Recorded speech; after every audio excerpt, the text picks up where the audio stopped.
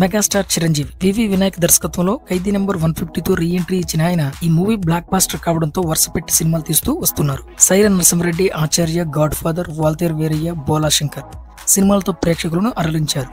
70కి చేరువ అవుతున్న ఆయనలో ఎనర్జీ మాత్రం తగ్గడం లేదు. కుర్ర హీరోలు సైతం ఆశ్చర్యపోయేలా జెట్ స్పీడ్ తో సినిమాలు కంప్లీట్ చేస్తున్నారు. ప్రస్తుతం బింబిసారా ఫేమ్ వశిష్ఠ దర్శకత్వంలో మెగాస్టార్ నటిస్తున్న సినిమా విశ్వంబర. చాలా ఏళ్ల తర్వాత చిరు సోషియో ఫ్యాంటసీ జోనర్ లో నటిస్తున్నారు. దాదాపు 200 కోట్ల పైగా భారీ బడ్జెట్ తో యువి క్రియేషన్స్ బ్యానర్ పై వంశీ కృష్ణారెడ్డి, ప్రమోద్ ఉప్పలపాటి, విక్రమ్ రెడ్డిలు ఈ చిత్రాన్ని నిర్మిస్తున్నారు. సీనియర్ హీరోయిన్ త్రిష ఈ మూవీలో చిరంజీవి సరసన ఆడి పాడబోతున్నారు.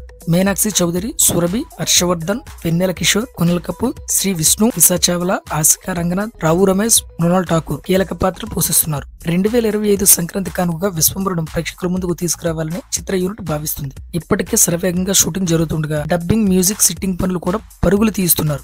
వశిష్ఠ ఎక్కడ కాంప్రమైజ్ కాకుండా అన్ని పనులు చక్కబెడుతున్నారు. ప్రస్తుతం బెంగళూరులో చిరంజీవి నివాసంలో విశ్వంబర మ్యూజిక్ సిట్టింగ్స్ జరుగుతున్నాయి. సంగీత దర్శకుడు కీరవాణితో పాటు పలువురు సింగర్స్ అక్కడే మకాం వేశారు.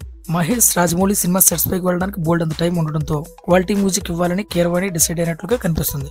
అయితే విశ్వంబర విషయంలో మెగా కాంపౌండ్ స్పెషల్ కేర్ తీసుకుంటుంది. మెగాస్టార్ చిరంజీవి అనగానే ప్రేక్షకులు చాలా ఎక్స్పెక్ట్ చేస్తారు. అందుకు అనుగుణంగానే అన్ని రకాల ఎలిమెంట్స్ ఉండేలా చూసుకుంటారు.